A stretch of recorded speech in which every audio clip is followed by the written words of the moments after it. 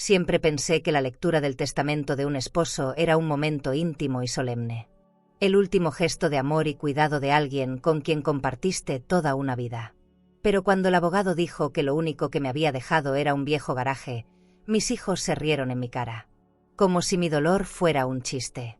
Y si crees que esta historia termina con una viuda humillada, estás muy equivocado. Porque lo que encontré en ese lugar no solo cambió mi vida, sino que dio un giro que nadie jamás imaginó.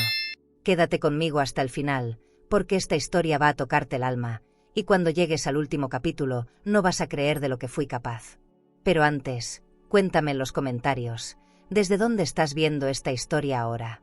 Y no olvides suscribirte al canal para no perderte ninguna de mis memorias, porque créeme, esto recién comienza. Mi nombre es Isabel Contreras, tengo 70 años, fui profesora de literatura durante 40 de ellos, y durante más de 4 décadas, fui la esposa devota de un hombre al que amé en silencio. Pensé que el final de la vida vendría con calma y respeto. Pero ese día, descubrí que, para muchos, una mujer viuda no vale ni un tornillo viejo. Ese día todo olía a distancia.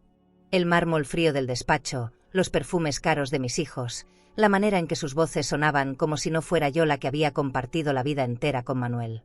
Me senté al borde de la silla como si eso pudiera hacerme invisible, con el alma hecha un ovillo y la esperanza agarrada a una línea del testamento. 45 años juntos. Pensé que al menos habría un gesto, una carta, algo que reconociera lo que fuimos. Pero cuando escuché, para la señora Isabel Contreras, el garaje ubicado en la calle Hidalgo, el aire se me salió del cuerpo. Solo eso. Un garaje. Sin explicación. Sin emoción. Nada más. Verónica soltó una risita suave que me caló hasta los huesos. Se acomodó la bufanda de seda italiana con esa elegancia que heredó de mí, pero que ahora usaba como cuchillo. ¿Un garaje? ¿Eso es todo? Mamá ni sabe manejar, le dijo Andrés, como si yo no estuviera sentada a 2 metros. Él no se rió. Sonrió con ese desdén que aprendió en sus reuniones con gente de traje y copa en mano. Papá no estaba loco, Vero. Le dejó lo que le tocaba. Y ya. Sus palabras no dolieron por lo que decían, sino por lo que escondían. Nunca me vieron como una mujer capaz. Nunca me vieron como alguien valiosa por sí misma. El licenciado Salgado cerró la carpeta con una firmeza que me pareció cruel. Como si esa fuera la última palabra sobre mi vida. Me puse de pie despacio, sin mirar a nadie. Sentí que, si hablaba, se me rompería la voz. Y no les daría ese gusto. No iba a llorar delante de ellos.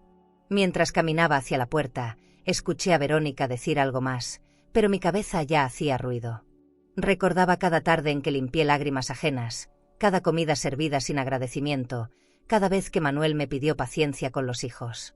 ¿Y todo terminaba así? ¿Con una risa, una burla y una llave oxidada? Salí del edificio sin rumbo. Las calles de Guadalajara parecían burlarse también. Gente caminando deprisa, carros lujosos que no eran para mí, vitrinas llenas de cosas que no necesitaba, pero que una vez soñé tener. Caminé por instinto. Cuando me di cuenta, tenía la llave del garaje en la mano. La apretaba como si fuera una prueba de que todo esto era real. Un garaje. No una casa, no una cuenta, no un pedazo de tierra. Un espacio abandonado que olía a olvido. Y aún así, algo dentro de mí susurró, ve a verlo, Isabel. No esperes más. Esa misma tarde tomé un taxi.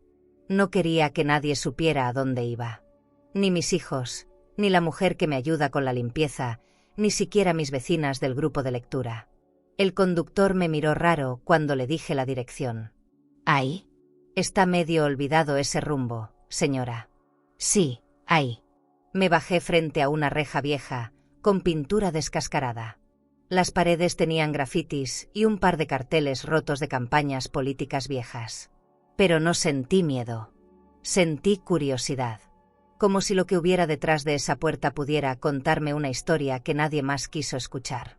Metí la llave. Costó girarla. El chirrido del candado fue como un grito. Empujé la reja con fuerza y la puerta del garaje se abrió, lenta, pesada, como si también ella estuviera despertando de un largo silencio. El interior estaba oscuro, pero no completamente. Había una ventana alta por donde entraba la luz de la tarde, y entre cajas polvorientas, estantes caídos y olor a aceite viejo, vi algo grande cubierto por una lona gris. Di un paso. Luego otro. El piso crujía bajo mis zapatos. Me acerqué con cuidado, el corazón latiendo como si hubiera visto un fantasma. Toqué la lona. Era gruesa, áspera, pero limpia. No tenía polvo, como si alguien la hubiera colocado hace poco. Con manos temblorosas, la levanté desde una esquina. Lo que vi debajo me cortó el aliento. Una carrocería negra, impecable, con curvas elegantes y ese brillo que solo tienen las cosas únicas. No entendía de autos, pero supe que eso no era cualquier coche. Era una joya. Retrocedí sin querer. Sentí que el suelo se movía. En el asiento del conductor, perfectamente colocado, había un sobre. Mi nombre escrito con la letra de Manuel. Para Isabel. Solo para ella. Lo tomé entre las manos como si fuera cristal. Me senté sobre una caja y lo abrí despacio, como si pudiera oírlo hablar otra vez. Amor, si estás leyendo esto, es porque el plan funcionó. Ese auto es tuyo. Lo guardé aquí para ti, porque sabía que nuestros hijos serían ambiciosos, y que tú, como siempre, aceptarías lo que fuera con tal de mantener la paz. Pero ya no tienes que aceptar migajas. Este auto vale más que todo lo demás. Es tu carta de libertad. Leí esas palabras una y otra vez. Manuel me conocía. Me conocía de verdad. Y entonces lo entendí. No me dejó un garaje. Me dejó una salida. Me dejó una oportunidad de recuperar algo que yo misma había enterrado hace años. Mi fuerza. No sabía qué haría después. No tenía idea de cómo manejar esa clase de auto, ni qué tan valioso era en realidad, ni qué pasos debía seguir. Pero lo único que sí supe fue que, por primera vez en décadas, algo era mío. No porque alguien me lo permitiera, sino porque alguien creyó que yo lo merecía. Y eso me devolvió el aliento. Afuera ya era de noche cuando cerré la puerta del garaje. Me quedé unos minutos parada frente a la calle vacía, mirando los postes viejos, el pavimento resquebrajado, los cables colgando entre las casas humildes. Nadie imaginaría lo que había detrás de esa reja. Nadie imaginaría que ahí, entre grasa seca y soledad, había algo que podía cambiarlo todo. Caminé de regreso al taxi con pasos lentos. Mi bolso colgaba más ligero. Dentro llevaba la carta, la llave y una semilla de coraje que empezaba a brotar. No sabía que este era apenas el primer capítulo. Regresé al día siguiente. No dormí casi nada. La carta de Manuel no salía de mi cabeza, y tampoco la sensación de que algo había cambiado por dentro. Llegué al garaje temprano, con un termo de café frío y una libreta vieja por si necesitaba anotar algo. La reja volvió a quejarse al abrirse, como si protestara por ser molestada de nuevo. El aire adentro seguía oliendo a aceite, a metal envejecido, a herramientas dormidas. Caminé con más calma esta vez. Como quien entra a una iglesia abandonada, no por miedo, sino por respeto. Pasé la mano por las estanterías oxidadas, vi latas de pintura seca, llantas desgastadas, fotos veladas por el tiempo. Todo eso había sido parte de la vida secreta de Manuel, y yo nunca lo supe. Me detuve frente al auto con más firmeza. Ya no era solo una sorpresa. Era un desafío. Levanté la lona por completo. La luz entraba de lado, resaltando cada curva de ese vehículo como si fuera una escultura. El negro brillaba como espejo. Me acerqué al tablero y acaricié el volante con la yema de los dedos. Era suave, intacto, con esos detalles que se ven en las películas antiguas. Había un silencio especial ahí adentro, como si ese coche también supiera que estaba esperando el momento correcto para volver a vivir. Sentí algo muy profundo. No era ambición. Era respeto. Era como encontrar algo sagrado en medio del abandono. Encendí la linterna del celular y empecé a revisar los cajones de herramientas. No buscaba nada en particular, pero algo me empujaba a entender más. Encontré cuadernos con apuntes de Manuel, hojas con esquemas, catálogos en francés, revistas de autos clásicos que le escondía como si fueran joyas. Me senté sobre un banco de trabajo y empecé a hojear. Ahí estaba todo. su obsesión silenciosa, su mundo oculto. Mientras yo lavaba trastes, él imaginaba restaurar una obra de arte sobre ruedas. No me dolía que no me lo contara. Me dolía pensar en cuántas veces estuve cerca y no supe mirar. Revisé el motor. No entendía nada, pero se veía impecable. Había botellas de aceite bien selladas, etiquetas importadas, guantes limpios colgados en un clavo. El lugar parecía detenido en el tiempo, como si Manuel hubiera muerto ayer. Había detalles que me partían el alma: una taza con mi nombre escrita a mano, una radio antigua con nuestros boleros favoritos, una libreta con fechas importantes, entre ellas, mi cumpleaños. Y de pronto entendí, este no era un garaje. Era un santuario. No solo me dejó un bien material, me dejó la prueba viva de que yo sí fui importante para él. Y esa verdad, aunque silenciosa, me sostenía por dentro. Saqué fotos del coche, 2 o 3 apenas, como si me diera miedo profanar algo valioso. Busqué en internet lo que era un Bugatti Type 57 SC Atlantic. Y ahí lo vi. Valor estimado, entre 8 y 12 millones de dólares. Respiré hondo. Cerré la pantalla. No podía procesarlo. ¿Era posible que eso estuviera en mis manos? ¿Que Manuel lo hubiera hecho por mí? Me daban ganas de gritar, de correr a la notaría y restregarles eso en la cara. Pero no. Algo dentro de mí me dijo que esto debía manejarse con cuidado, con inteligencia. Este no era el tipo de victoria que se lanza al aire. Salí del garaje con pasos lentos, como si me despidiera de alguien. Llevaba la carta en el bolso y un peso nuevo en el pecho. No de tristeza, sino de responsabilidad. Esa noche, mientras cenaba sola en la cocina, volví a leer cada palabra. Este coche es tuyo, para que vivas libre y respetada.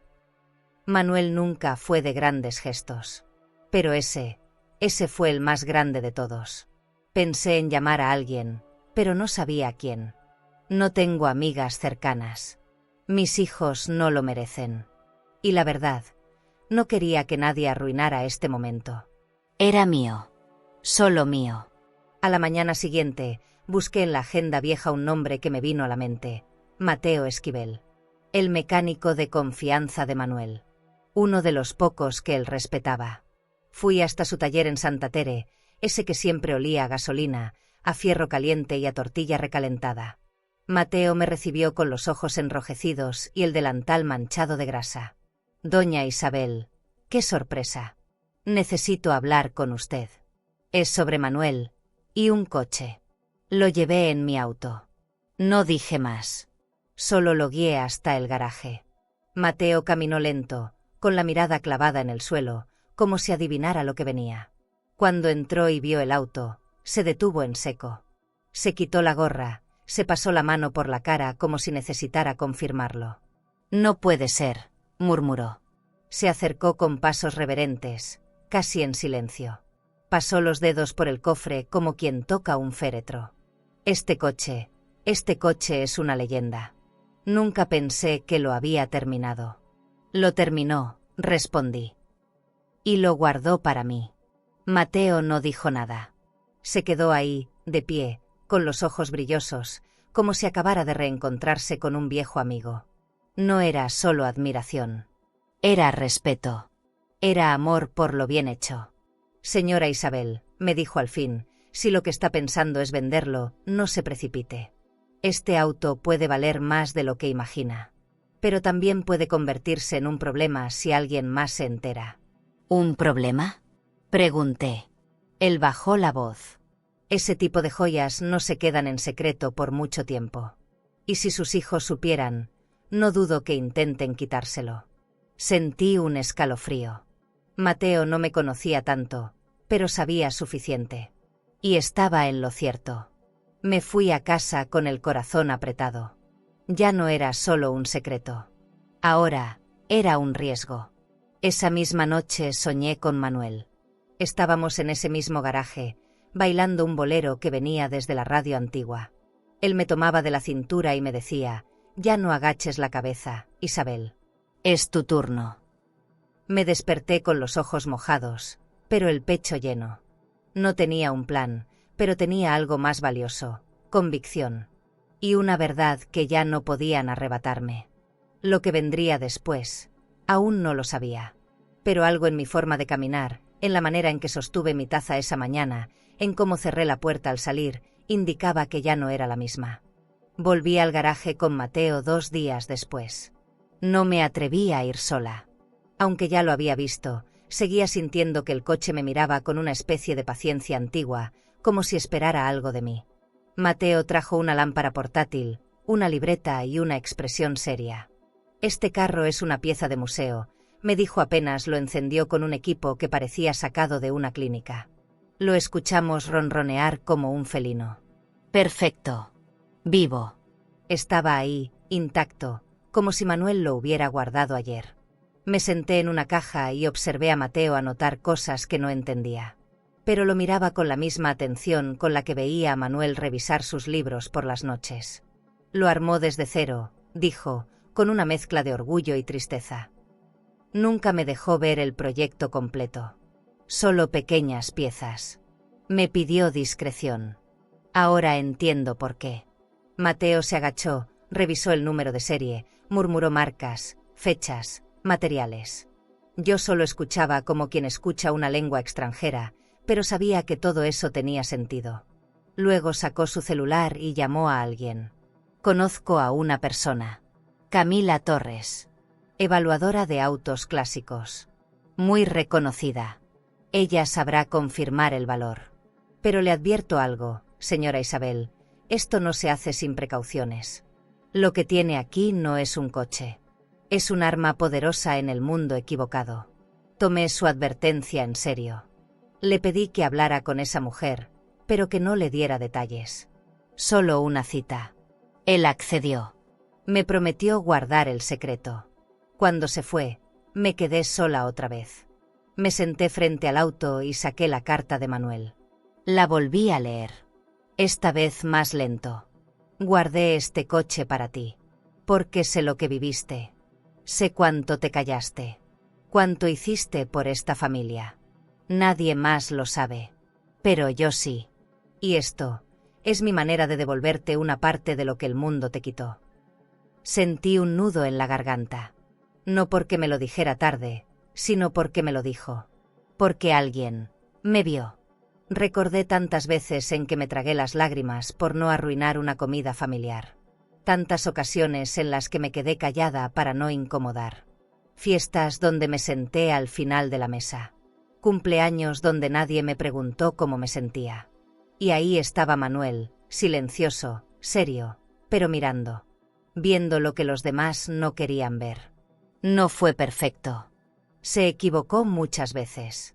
Pero este gesto, este auto escondido como un tesoro, era la forma más profunda que encontró de decirme «te reconozco». Y eso, a mis 70 años, valía más que cualquier testamento. Esa noche me senté en la sala de mi casa con una copa de vino que abrí sola. Por primera vez en años, lo hice sin vergüenza. Encendí la lámpara de pie, puse un disco viejo y me dejé envolver por la voz de los Panchos. Pensé en lo que debía hacer a partir de ahora. No entendía de leyes, no sabía cómo registrar un auto, ni cómo evitar que mis hijos se enteraran. Pero una parte de mí, la misma que enseñó a leer a cientos de niños durante mi carrera, me decía que podía aprender. Que no era tarde para comenzar algo nuevo. Y, sobre todo, que esta vez sería por mí y para mí. Al día siguiente, llamé al licenciado Salgado. Le pedí una reunión privada. Me recibió en su oficina, elegante como siempre, con su traje de lino y su sonrisa medida. Le mostré la carta de Manuel. Le conté todo. Al principio frunció el ceño, dudó. Pero cuando vio las fotos del auto, su expresión cambió. «Isabel, esto puede ser un escándalo. Pero también puede ser su salvación. Vamos a proceder con mucha cautela. Haré lo necesario para que este coche quede legalmente protegido bajo su nombre. Nadie puede enterarse aún. Usted necesita un blindaje jurídico. Lo antes posible». Sentí vértigo. Como cuando una está al borde de una decisión que lo cambia todo. Le entregué las copias, firmé los primeros papeles que me indicó y regresé a casa con una carpeta bajo el brazo. La noche cayó rápido. Afuera llovía. Me senté a escribir en una libreta que tenía guardada desde hace años. Hoy firmé algo para mí. Hoy decidí no pedir permiso. Las palabras salieron solas, como si una parte de mí llevara mucho tiempo esperando ser escuchada. No por el mundo, por mí. No sabía qué pasaría con Andrés y Verónica, pero ya no me paralizaba el miedo. Eso ya era ganancia. 2 días después, Camila Torres llegó al taller de Mateo. Yo estuve presente. Alta, impecable, vestida con un conjunto blanco y zapatos de tacón que no tocaban el suelo, lo acariciaban. Su voz era firme, directa, sin adornos. Pasó la mano por el cofre del auto como quien acaricia un diamante. Este coche es una joya. Y está completo. Pocos existen así. Le tomó fotos, anotó números, pidió espacio. Lo más probable es que estemos hablando de al menos $10 millones, señora Isabel. Si se subasta en el lugar correcto, con la asesoría adecuada, cambiaría su vida entera. Pero lo que dijo después me congeló. Y también puede volverse su peor pesadilla. Porque si su familia se entera, podrían intentar alegar incapacidad, manipulación, hasta falsificación. No sería la primera vez. Conozco casos. Hombres y mujeres que perdieron herencias porque no supieron moverse a tiempo. Yo no soy abogada, pero le ofrezco mi experiencia. Si acepta mi ayuda, podemos hacer esto bien. Le dije que sí. No por ambición, sino porque ya entendí que proteger esto era protegerme. No me daba miedo el coche. Me daba miedo el ruido que harían los que no me valoraron cuando no tenía nada. Al salir de ahí, me senté en una cafetería de barrio y pedí un capuchino. Miré por la ventana y vi pasar a mujeres como yo, con bolsas del mercado, con hijos que caminaban delante sin voltearlas a ver. Pensé, ¿cuántas de nosotras vivimos invisibles hasta que algo brilla sobre nosotras? ¿Cuántas creemos que ya no podemos hacer nada por nuestra vida? Ahí, entre cucharas de metal y charolas de pan dulce, entendí que lo que Manuel me dejó no fue un auto. Fue una puerta. Una segunda oportunidad. Y si esta vez me daban la espalda, no me importaba. Ya no necesitaba testigos para saber quién era. Camila llegó al garaje una mañana nublada. Vestía un blazer de lino blanco, pantalón entallado y un perfume caro que me recordó a los pasillos de los centros comerciales donde yo solo miraba sin comprar. Su presencia llenaba el espacio, y eso me intimidó al principio. Pero cuando vio el coche, su expresión cambió. Sus ojos brillaron como si hubiera encontrado una obra de arte enterrada. «No lo puedo creer», murmuró. «Este auto vale más que muchas casas juntas». Puso guantes, tomó fotos, examinó cada rincón sin ensuciarse. Mientras ella hablaba, yo me sentí como una niña con una joya prestada. Parte de mí aún dudaba que todo esto fuera real. «Isabel, tiene que saber algo», dijo de pronto. «Este tipo de vehículos genera ruido. Aunque usted no lo mencione, en cuanto empiece a mover papeles, el círculo de coleccionistas se enterará. Y alguien, tarde o temprano, hablará». Se inclinó hacia mí con seriedad. «Si sus hijos descubren esto antes de que esté todo legalmente a su nombre, podrían meterse». La cara se me heló. Ella no sabía nada de Andrés y Verónica, pero su advertencia fue como una profecía. «¿Qué pueden hacer?», pregunté. «Muchas cosas. Alegar que usted está confundida. Manipulada. Que el coche nunca existió. Que es de la familia». Esa misma tarde recibí una visita inesperada. Toqué la campanita de la puerta creyendo que sería Mateo, pero era Andrés, con traje oscuro y un portafolio de piel. Detrás de él, como una sombra elegante, venía Verónica, con sus gafas de sol enormes, como si fueran estrellas de cine bajando del coche. No me abrazaron. No preguntaron cómo estaba. «Pasábamos por aquí», mintió ella. «Queríamos ver cómo seguías». Me tragué la náusea. ¿Cómo supieron que estaba aquí? Andrés sonrió. «Mamá, el garaje fue lo único que te tocó. ¿Por qué no vendérnoslo? Nosotros podemos ayudarte con eso». Algo no cuadraba. Nunca ofrecían ayuda sin un motivo oculto. Les preparé café por reflejo. No porque quisiera. Verónica se sentó en el sofá con sus piernas cruzadas, sacó su celular y comenzó a revisar mensajes mientras Andrés me hablaba como si yo fuera una clienta torpe. Mira, mamá.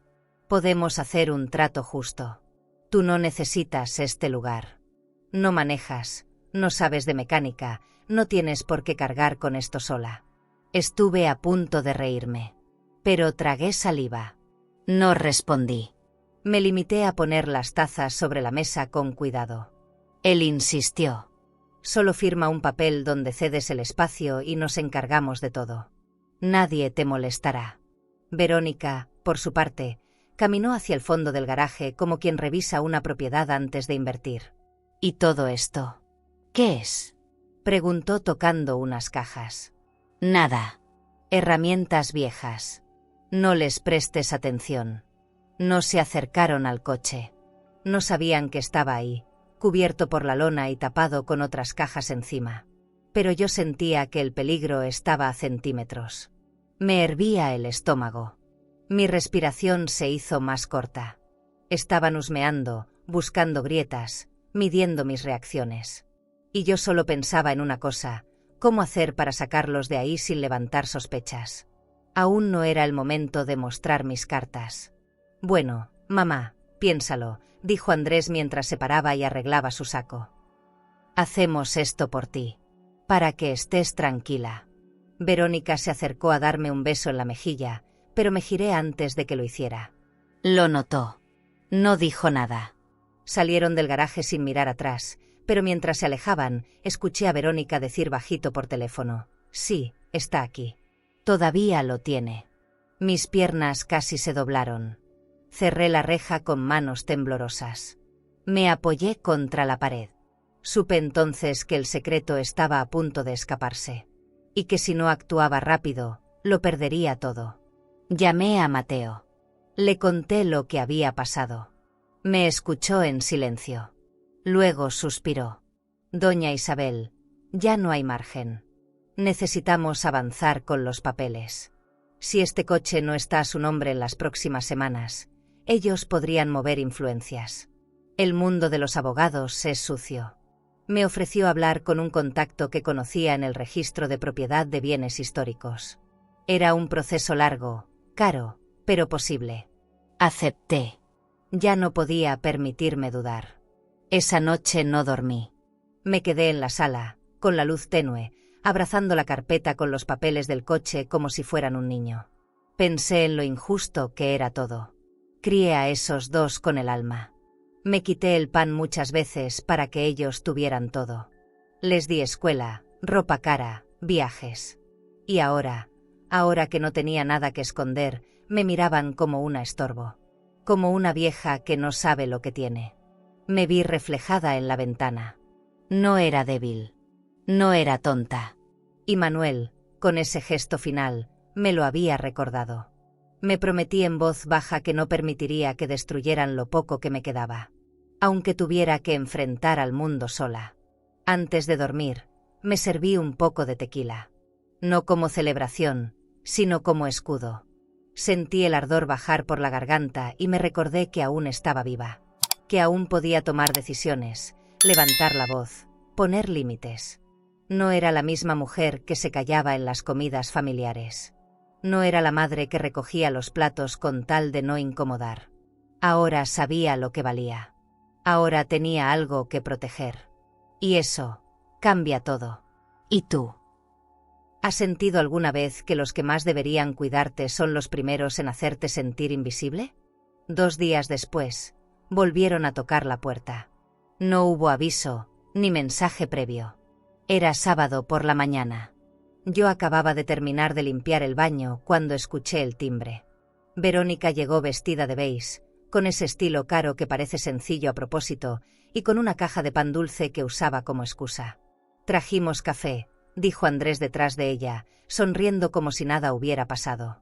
Entraron como si la casa fuera suya. Me sentí invadida. A pesar de eso, los dejé pasar. No quería levantar sospechas. Ya no confiaba, pero aún no podía mostrar las cartas. Nos sentamos en la sala. Ellos en el sofá grande, Yo en mi sillón de lectura. Verónica sacó una libreta de su bolso. Andrés se sirvió café como si supiera dónde estaban las cosas. No preguntó. Simplemente abrió la alacena y se sirvió. Ese gesto me caló más que cualquier palabra. Mamá, dijo él, acomodándose el reloj de lujo en la muñeca, sabemos que estás nerviosa. Queremos ayudarte a que esto del garaje no se te salga de control. Verónica asintió, cruzando las piernas con gracia. Es un lugar que no estás en condiciones de administrar. Tú ya hiciste lo tuyo, ya mereces descansar. No respondí. Solo observaba cómo hablaban de mí como si yo no estuviera presente. Me ofrecieron firmar un documento de resguardo temporal. Así lo llamaron. Decían que era por mi seguridad, que solo querían evitar problemas. Pero la carpeta que traían tenía sellos, firmas falsas y cláusulas escondidas. Lo vi todo. Leí rápido, pero con atención. Aprendí a leer entre líneas después de tantos silencios en mi vida. ¿De verdad creen que no entiendo lo que están haciendo? Pregunté, con voz baja pero firme. Verónica bajó la mirada. Andrés frunció el ceño. No estamos aquí para discutir, mamá. Les pedí que se fueran. No me gritaron, no insistieron. Pero la tensión era como un cuchillo en el aire. Verónica me abrazó sin apretar. Andrés me dio un beso seco en la mejilla. Al salir, vi cómo hablaban entre ellos en voz baja. Cerré la puerta y sentí un escalofrío. Fui hasta la cocina, recogí las tazas casi llenas. No habían tomado el café. Estaba frío, como sus miradas. Lo tiré por el fregadero con rabia contenida. Luego abrí la ventana. Necesitaba aire. No entendía cómo habían llegado a esto. Como dos personas que salieron de mi vientre podían mentirme tan fácil. Esa misma tarde llamé al licenciado Salgado. Le conté lo de la visita, los documentos falsificados, el tono amenazante. Él no se sorprendió. Me pidió que escaneara todo y se lo enviara. Me prometió que lo revisaría con su equipo y que prepararía un blindaje legal más fuerte. Ellos van a intentar declararte incompetente, me dijo, sin rodeos. Hay que adelantarse. Vamos a reforzar tu capacidad jurídica. Documentos, exámenes médicos, testigos. Todo lo que sirva. Le agradecí. Y colgué con la garganta cerrada. No por miedo. Por decepción. Saber que tus propios hijos planean despojarte te arranca algo por dentro que no se repara con abogados. Esa noche dormí con el sobre de documentos al lado de mi cama. No podía confiar en nadie. No todavía. Desconecté el wifi, apagué el celular. Por primera vez en mucho tiempo, sentí que tenía que protegerme como si viviera en una guerra. Pero no era una guerra con armas. Era una guerra de poder, de astucia, de apariencias. Pensé en Manuel. En cómo habría reaccionado si viera todo esto. Pero luego recordé que él ya lo había previsto. Él lo sabía. Por eso me dejó el coche. No por capricho, sino porque conocía la clase de hijos que criamos, aunque nos doliera aceptarlo. Pasé la mañana siguiente organizando papeles. Actas, certificados, recibos. Me metí al sitio del registro público y empecé a leer sobre derechos de posesión. Me sorprendí a mí misma entendiendo términos legales. Me preparé un té, abrí la laptop y comencé a escribir una lista de acciones. Era como regresar a mis años de maestra. Planear, prever, organizar. Solo que esta vez, la materia era mi propia vida. Y yo era la alumna y la directora al mismo tiempo. Había una parte de mí que despertaba con cada paso. Una parte que no sabía que todavía tenía fuerza. Salí a caminar al atardecer. No para distraerme. Para respirar. Caminé por el parque donde solía llevar a los niños cuando eran pequeños. Me detuve frente al columpio donde Verónica lloró la primera vez que le robaron su juguete. Me dolió recordarlo. Pensé en su cara ese día y la comparé con la de ayer. ¿Dónde se había ido esa niña? ¿Cuándo me perdieron el respeto? Tal vez cuando yo dejé de exigirlo. Tal vez cuando me callé una vez y luego otra, hasta que se volvió costumbre. Pero eso ya se acabó. Volví a casa con paso firme. Cerré bien la puerta. Y supe que el próximo movimiento sería mío. Fui al despacho del licenciado Salgado al amanecer. No quise esperar más. Llevaba la carpeta con los documentos falsos que Verónica y Andrés me habían hecho firmar por mi bien. Él los leyó con el ceño fruncido. No tardó en ver las trampas, cláusulas de cesión de derechos, textos mal redactados, sellos impresos sin validez. Esto no es un error inocente, Isabel, me dijo. Están armando un caso para declararte incapaz. Su tono era serio, pero no alarmista. Yo ya no me sorprendía. Solo asentí. ¿Qué tenemos que hacer? Le pregunté. No estaba dispuesta a ceder ni un centímetro más. Salgado me explicó que teníamos que actuar en dos frentes: proteger legalmente la posesión del auto y reforzar mi capacidad jurídica ante cualquier intento de interdicción. Me pidió un certificado médico, constancias de propiedad, y que le presentara testigos de confianza. Pensé en Mateo, en Camila. Ellos podían ayudar. Te van a hacer parecer senil, manipulada o confundida, advirtió. Pero mientras estés un paso adelante, no podrán tocarte. Asentí sin temblar. Me fui de ahí con los papeles bajo el brazo y una calma que no sabía que tenía. Como si el miedo ya no fuera tan grande como mi dignidad. Camila me consiguió una invitación privada al Club de Coleccionistas de Zapopan. Era una reunión informal, algo discreto, pero lleno de gente que podía abrir puertas. Llegamos en su coche, un sedán moderno con asientos de piel clara. Yo iba con un vestido azul marino, sencillo pero elegante. Entré con la espalda recta. Todos los ojos me miraban. Nadie esperaba una mujer como yo en ese lugar lleno de relojes caros, risas discretas y conversaciones sobre subastas millonarias. Me sentí como un error en el sistema, pero no me moví. No pedí permiso. Solo caminé con paso firme hasta el centro del salón. Camila habló por mí al principio. Explicó que tenía en mis manos una pieza única, un Bugatti Type 57 SC Atlantic original, restaurado a mano y nunca registrado públicamente. Los murmullos comenzaron. Vi cómo los rostros cambiaban. De incredulidad a interés. De interés a codicia. Uno de los hombres, con traje gris y acento extranjero, me hizo una pregunta directa. ¿Cuánto pide por él? Lo miré a los ojos. Aún no está en venta. Estoy aquí para valorar su historia, no para subastarlo aún. Algunos se rieron con cortesía. Otros me observaron con esa mezcla de desprecio y curiosidad. Me sostuve. No titubeé. Uno de ellos pidió ver una foto. Camila la mostró desde su celular. Increíble, dijo un coleccionista. Si es legítimo, esto vale más que cualquier propiedad de la zona real. Otro murmuró algo que no alcancé a escuchar, pero vi que tomó una foto del celular de Camila sin permiso. Nos retiramos pronto. Sentí que habíamos logrado algo, pero que también habíamos levantado sospechas. Esa noche, al revisar redes sociales, la encontré, una historia en el Instagram de Verónica. Una imagen borrosa, pero suficiente. El auto. Con un comentario sutil, algunas cosas no deberían estar escondidas. Llamé a Camila de inmediato. Le conté lo que vi. No puede ser, dijo. Nadie más tenía acceso a esa imagen. Solo lo mostramos unos segundos. Pues ya la tienen, le respondí. El estómago se me hizo un nudo. Si Verónica había conseguido esa imagen tan rápido, era porque alguien en ese club hablaba más de lo que escuchaba. O peor aún, porque alguien la buscó para filtrar información.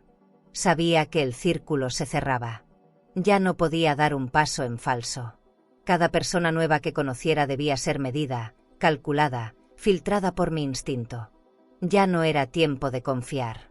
Era tiempo de actuar. Mateo me ayudó a reforzar el garaje. Cerraduras nuevas, rejas dobles, cámaras discretas. También conseguimos trasladar el coche a una bodega segura en Tlaquepaque, a nombre de una empresa de confianza. No había margen para errores. Mientras los abogados preparaban la documentación, yo revisaba cada detalle con obsesión. Me dolía la cabeza, me ardían los ojos, pero no podía detenerme. Había aprendido a vivir para otros durante 70 años. Ahora, por primera vez, vivía para proteger lo que era mío. No por capricho, por justicia, por memoria, por respeto a la mujer que fui y a la que me estaba convirtiendo. Empecé a recibir llamadas extrañas, números ocultos, silencios del otro lado de la línea, correos electrónicos vacíos. Salgado me explicó que probablemente estaban intentando intimidarme, hacerme creer que no podía sola. Pero no estás sola, me dijo. Lo sé, le respondí. Pero tengo que demostrarlo como si lo estuviera. Cada noche repasaba mis movimientos. Me sentaba en la sala con una libreta y escribía: hoy hice esto. Hoy protegí esto. Hoy me defendí. Era mi forma de no olvidarme, de mantenerme firme, de recordarme que aún valía, y que mi edad no era una excusa para rendirme. Verónica dejó una nota bajo mi puerta. Sin firma, sin fecha. Solo una frase escrita con su letra: no te hagas daño sola. Me tembló el cuerpo. No era una amenaza directa. Era una advertencia disfrazada de consejo. No respondí. No la llamé. No caería en ese juego. Fui hasta el garaje vacío y me senté en una de las cajas. Encendí la luz tenue y me dejé envolver por el silencio. Ese lugar había sido un escondite, un refugio, un testamento secreto. Ahora era mi campo de batalla. Cerré los ojos. Respiré hondo. Y supe que, pasara lo que pasara, no dejaría que me lo arrebataran. Una semana después, Verónica me invitó a su casa para desayunar juntas. Usó ese tono ligero que siempre aplicaba cuando quería suavizar una jugada. Acepté. No por reconciliación, sino por estrategia. Quería verla de cerca. Ver qué tanto sabía. Su casa en Valle Real era la misma de siempre. Techos altos, sillones blancos, candelabros modernos y un aroma a vainilla artificial que me resultaba insoportable. Me recibió con un abrazo suave y una sonrisa exacta. Te ves muy bien, mamá. ¿Estás durmiendo bien? Sí, le respondí. Mejor que nunca. Me ofreció jugo de naranja recién exprimido, pero sabía que era de caja. Nos sentamos en la terraza, entre plantas podadas por alguien que claramente no era ella. Hablaba con soltura, como si nada estuviera pasando. Me preguntó por el clima, por mis rodillas, por la nueva empleada que seguro no limpia como tú lo hacías. Luego deslizó lo que venía a decir. Hablé con unos conocidos del registro de propiedad y me dijeron que no pueden encontrar el coche a tu nombre. Eso me preocupa, mamá. Me llevé la taza de café a los labios, aunque ya estaba fría. No sabía que te interesaban tanto los temas legales, contesté, sin levantar la voz. Ella fingió una risa. Terminamos de desayunar sin levantar tensiones. Pero cuando fui al baño, vi sobre la mesa del recibidor un sobre abierto. No fui a propósito. Estaba ahí, al frente. Adentro había una copia de un supuesto testamento actualizado, con mi firma falsificada. Cedía los derechos del garaje por voluntad propia, en reconocimiento al compromiso de mis hijos con mi bienestar. Leí esa frase varias veces, con el estómago hecho piedra. No toqué nada. Salí como si nada. Verónica me esperaba en la sala con 2 copas de vino. ¿Un brindis por el reencuentro? No puedo quedarme más tiempo, le dije, ya sin esfuerzo por disimular. En el camino de regreso, sentí que el aire pesaba. No lloré. No grité. Solo me quedé en silencio. Ese tipo de traición no se llora en voz alta. Se queda atorada en el pecho. La rabia no era por el papel falsificado. Era por la frialdad. Por el gesto elegante. Por el mamá dicho con voz dulce mientras tramaba todo detrás. Recordé cuando Verónica tenía 10 años y me escribía cartas con plumones de colores. Eres la mejor mamá del mundo, decía una. Las guardé todas. Hasta hoy. Llegué a casa y las saqué de la caja donde estaban. Las leí como si buscaran disculparse por ella. Esa noche no pude dormir. Me acosté con la luz encendida, como si eso evitara que algo me alcanzara. Sentía que ya no era una lucha por un coche. Era una guerra por mi verdad. Por mi memoria. Por mi derecho a decidir. Pensé en llamar a Andrés, decirle lo que había encontrado. Pero no lo hice. No confiaba en ninguno de los dos. El silencio era mi única defensa. El silencio y los documentos que Salgado ya estaba armando. Me levanté a medianoche y encendí una vela en la cocina. Necesitaba algo tibio, algo humano. Me senté a la mesa con mi taza de té. Sola, pero firme. Al día siguiente, Mateo vino a dejarme unos papeles del seguro del coche. Traía el uniforme manchado y el ceño fruncido. Señora Isabel, necesito decirle algo. Me ofrecieron dinero. Por información. Por testificar que usted no estaba en condiciones de tomar decisiones. Me quedé helada. Lo vi a los ojos. No había miedo en su cara. Había decepción. ¿Quién? Pregunté. No dijeron nombres. Pero sé de dónde viene. Me dio rabia. No por Mateo. Por lo predecible. Por lo burdo. Lo abracé, aunque él no lo esperaba. Gracias por decirme. Ahora más que nunca, necesito saber quién está conmigo. Esa misma tarde llevé a Camila a la bodega donde guardamos el Bugatti. Revisamos el estado del auto, actualizamos las fotos, firmamos más documentos. Ella estaba tensa. Esto está escalando más rápido de lo esperado. Hay gente que está hablando, Isabel. Y si tus hijos logran registrar antes algún movimiento, nos complicarán todo. Me lo dijo sin dramatismo, pero con peso. Le creí. Sabía que no era una exageración. El coche ya no era solo un objeto. Era el centro de un campo minado.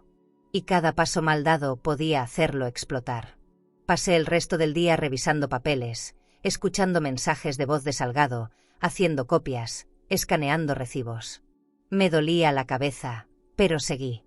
Me preparé un plato de arroz con frijoles, como los que hacía cuando el dinero no alcanzaba. Me senté en la sala, encendí la televisión solo por ruido y escribí una frase en mi libreta. Esto ya no es por el auto. Es por mí. La repetí varias veces. La subrayé. Me ayudaba a no olvidar el propósito. Porque en medio de todo, uno puede cansarse. Dudar. Pero esa frase era mi ancla. Antes de dormir, puse la carta de Manuel bajo mi almohada. No por nostalgia. Por fuerza. Cerré los ojos sabiendo que el día siguiente traerá más desgaste. Pero también más claridad. Ya no me guiaba el miedo. Me guiaba la certeza de que esta vez no retrocedería. Aunque fuera sola. Aunque doliera. Aunque ellos siguieran sonriendo mientras me querían borrar. Volví a la notaría donde todo había empezado. Esa misma sala de mármol que me vio callar mientras mis hijos se repartían lo que creían suyo por derecho. Esta vez no vestía de negro, ni llevaba los ojos rojos de llorar. Llevaba una carpeta y la voz firme. Salgado me acompañó. Abrió la puerta como si cruzáramos una frontera. El aire seguía oliendo a madera cara y a justicia selectiva. Pero yo ya no era la misma mujer. Me senté donde antes me sentaron. Ahora elegí el lugar. Y cuando el nuevo notario me pidió que confirmara mis datos, lo hice con la cabeza en alto. El trámite fue más largo de lo esperado.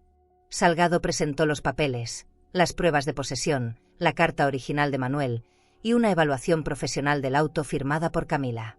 Hubo dudas. Siempre las hay. Pero cada pregunta encontró su respuesta. Yo no temblé.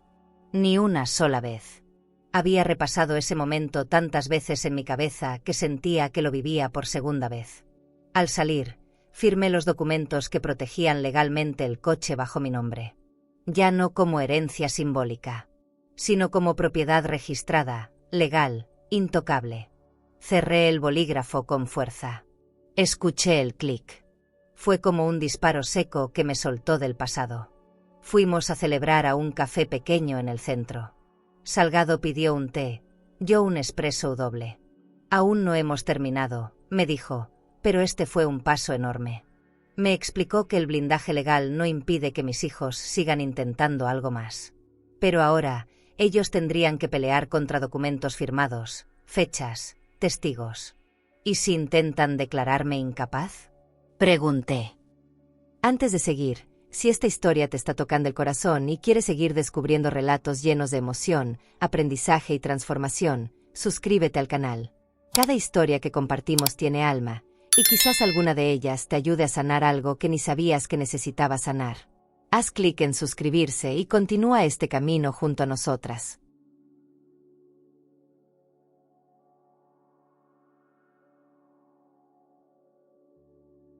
Van a intentarlo. Pero ya no será tan fácil. Lo importante ahora es que no te aísles. Que estés rodeada de personas que confirmen tu lucidez. Pensé en mi soledad. En lo poco que tenía a quien llamar. Esa noche, la puerta sonó a las 11. No era común. Me asomé por la ventana y vi a Andrés en su coche, con los faros encendidos. Bajó sin prisa, como si supiera que yo abriría. Traía un sobre en la mano. Lo dejó en el buzón y se fue sin tocar el timbre. Esperé unos minutos antes de salir. Lo tomé con cuidado. Era una notificación judicial. Me citaban para una audiencia preliminar en la que Andrés solicitaba evaluación médica independiente para su madre, Isabel Contreras, debido a comportamientos erráticos y decisiones que afectan su patrimonio. El documento era real. Sellado. Fechado. Frío como su mirada. No lloré. Volví a entrar, me senté en la cocina y le tomé una foto al documento. Se la mandé a Salgado sin decir una palabra. Luego apagué las luces, cerré la puerta con doble llave y subí a mi habitación. No dormí. Me acosté con los ojos abiertos, mirando el techo, sintiendo el peso de cada decisión. Pensé en qué argumentos usarían. En cómo hablarían de mí como si no estuviera. En los términos fríos con los que me reducirían a un diagnóstico. Me imaginé a Verónica con su cara de compasión fingida, explicando que mamá ya no está bien. Y algo dentro de mí se quebró. A la mañana siguiente, Camila me acompañó a hacerme los primeros exámenes médicos. Salgado había conseguido citas rápidas con especialistas confiables. Necesitábamos pruebas. El neurólogo fue amable, directo, profesional. Respondí todo sin dudar. Hasta bromeé una vez, lo cual me hizo sentir viva. Pasamos por una panadería al salir. Me compré un pan de nata que no comía desde hacía años.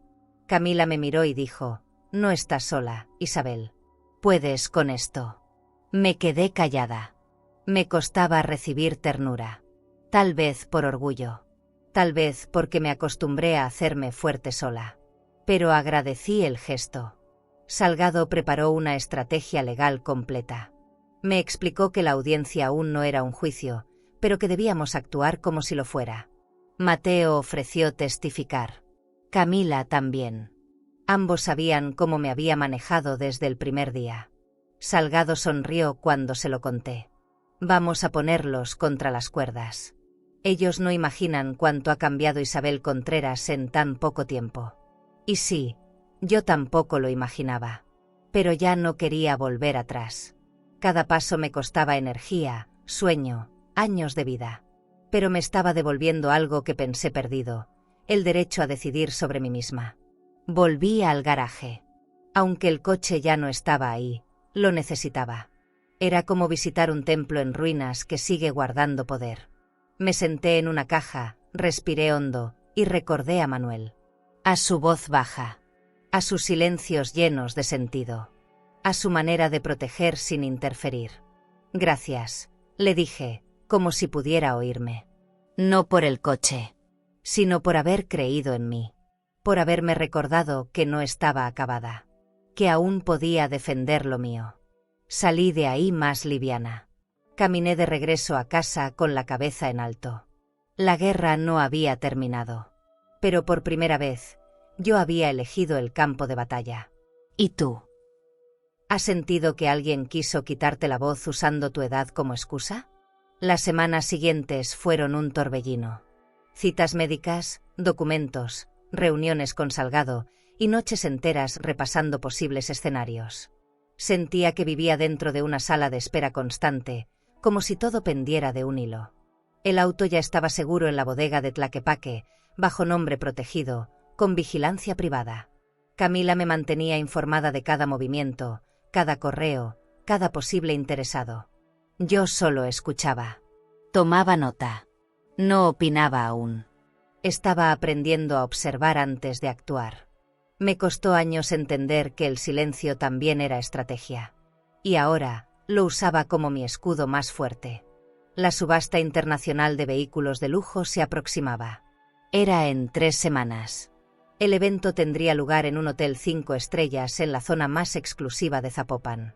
Camila consiguió una invitación especial para mí. No como espectadora, sino como participante. Tu auto será la pieza central, me dijo. Y no podemos permitir que alguien lo bloquee. Salgado estaba de acuerdo. El coche no se vendería ese día, pero su aparición en el catálogo oficial lo validaría públicamente. Sería imposible para Andrés y Verónica ocultarlo o alegar que no sabían. Ese día todo cambiaría. Para bien o para peor. Fui a probarme ropa para el evento. No suelo hacerlo. Nunca sentí que el cuerpo me pidiera protagonismo. Pero esta vez quería que me vieran. No por vanidad, por dignidad. Elegí un vestido de lino azul oscuro, con mangas largas, corte simple y un par de zapatos bajos de cuero. Nada extravagante. Nada que no fuera mío. Me vi en el espejo y no me reconocí al principio. No por el vestido, sino por la postura. Ya no estaba encorvada. Ya no me escondía. Había algo en mi reflejo que decía, estoy lista. Me guardé esa imagen en el pecho como quien guarda un amuleto. Andrés seguía sin hablarme. Silencio total. Pero sus abogados enviaron una solicitud al juzgado para retrasar el proceso. Alegaban que mi salud emocional debía evaluarse antes de tomar decisiones que involucraran patrimonio familiar. Esa palabra me raspó por dentro. Familiar. Como si yo no perteneciera.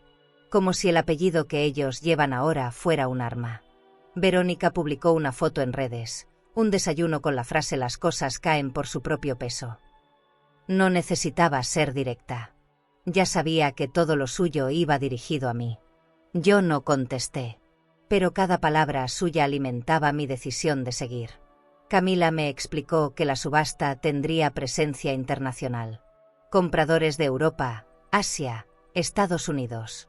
Gente con recursos, pero también con codicia. Hay quienes querrán comprártelo por debajo del valor real. O manipularte emocionalmente. Vas a tener que estar muy firme. Me preparé para eso. No solo con documentos, sino internamente. Cada noche, antes de dormir, me repetía en voz baja, esto no es solo un coche. Es mi nombre. Es mi voz. Es todo lo que callé durante décadas. Y aunque el miedo no se iba del todo, ya no era parálisis. Era impulso. Era prueba de que importaba. Mateo consiguió que el auto fuera transportado con escolta privada. Se encargaría personalmente de supervisar la llegada al hotel y su colocación en la sala principal. Yo le prometí a don Manuel que esto se haría bien, me dijo. Y no pienso fallar. Me abrazó con esa fuerza que solo los hombres leales saben usar. No como quien te sostiene, sino como quien te respeta. Me quedé viendo cómo se alejaba con los papeles del seguro bajo el brazo. Pensé en Manuel, en cómo lo eligió a él, y no a sus hijos, para guardar su secreto. Eso decía más de todo que cualquier testamento. Esa tarde regresé a casa y encontré una nota anónima bajo la puerta. Te vas a arrepentir. Ellos no perdonan. No tenía firma, ni letra familiar, pero sabía que era una advertencia. Me senté en la sala, la nota en una mano, la carpeta de documentos en la otra. No temblé. La rompí en pedazos y la tiré al bote de basura sin drama. No era la primera vez que alguien intentaba asustarme. Pero esta vez no tenían con qué. Yo tenía pruebas. Tenía testigos. Tenía paz. Y aunque no fuera perfecta, esa paz era mía. Y no pensaba devolverla. Salgado me pidió una reunión para repasar los últimos detalles. Me explicó cómo responder ante preguntas de periodistas, cómo rechazar ofertas con elegancia y cómo actuar si mis hijos aparecían. ¿Y si me provocan? Pregunté. No respondas. Tú no estás ahí para pelear. Estás ahí para mostrar quién eres. Su frase me acompañó todo el camino de vuelta. Era cierto. Ya no necesitaba demostrarle nada a nadie. Solo a mí. Y a la mujer que fui tantos años, escondida entre la sombra de los otros. Esa mujer merecía justicia. No legal. Emocional. Y yo me la iba a dar. El día se acercaba. Todo estaba listo. Pero yo sabía que algo iba a pasar. Lo sentía en los huesos. Ese tipo de historias no se cierran sin un último intento de sabotaje. No sabía si vendría de Andrés, de Verónica, de alguien más. Pero ya no me asustaba. Me preparé como quien va a una cita con el pasado. Me puse crema en las manos, limpié mis lentes, doblé los papeles una vez más. Y dormí tranquila. Porque ahora, yo tenía el control. Recibí la invitación por correo electrónico, con una tipografía tan elegante que me dio risa. Cóctel exclusivo de apertura para participantes VIP. Era la antesala de la subasta. Una cena de sonrisas falsas, copas carísimas y personas que creen que el mundo se compra a cuotas. Camila me insistió en que asistiera. Tienes que hacerte visible. Que sepan que no te escondes.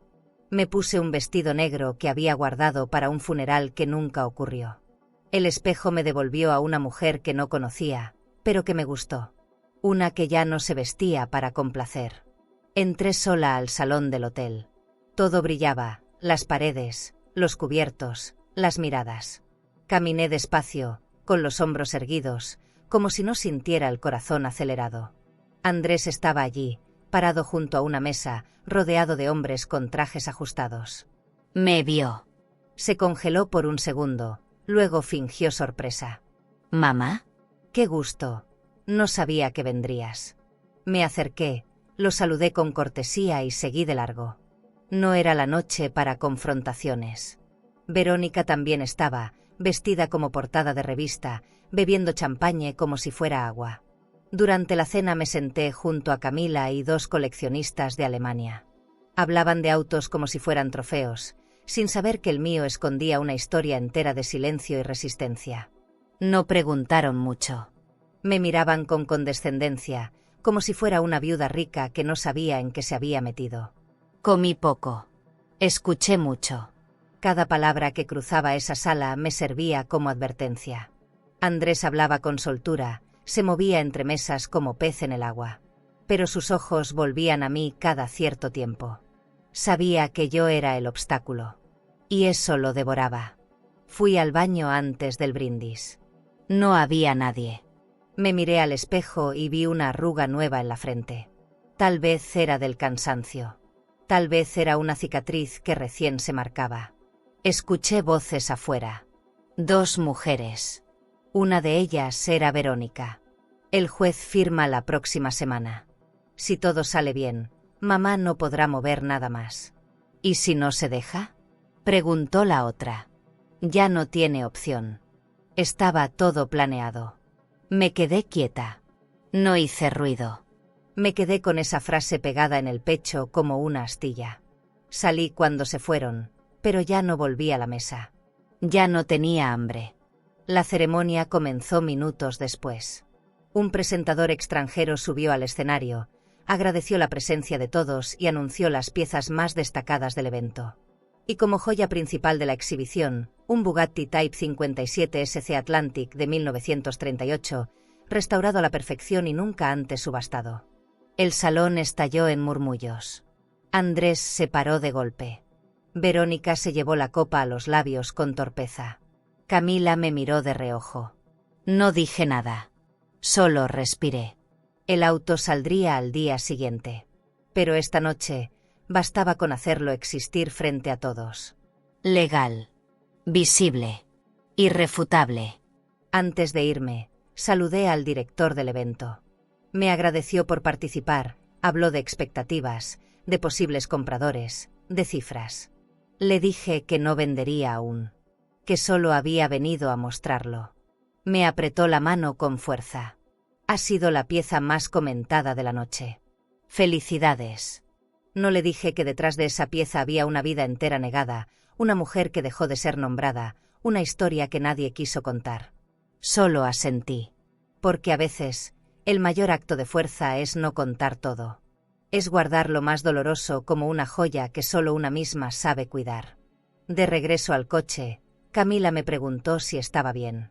Asentí. Me dolían los pies, la espalda, los recuerdos. Pero no el alma. Esa estaba despierta. Andrés no se acercó. Verónica tampoco.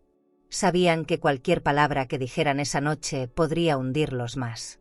Llegué a casa con los tacones en la mano, los papeles intactos y una certeza que me reconfortó. Ya no podían hacerme invisible. Ahora estaban obligados a verme.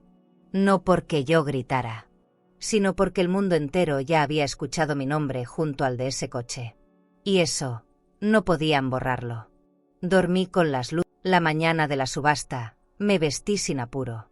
Cada prenda que elegí tenía un propósito. No era para lucir bien. Era para sostenerme. Un traje color vino, sencillo pero firme. Camila pasó por mí en punto. En el camino, nadie habló. El hotel ya estaba lleno de compradores, periodistas, representantes y curiosos.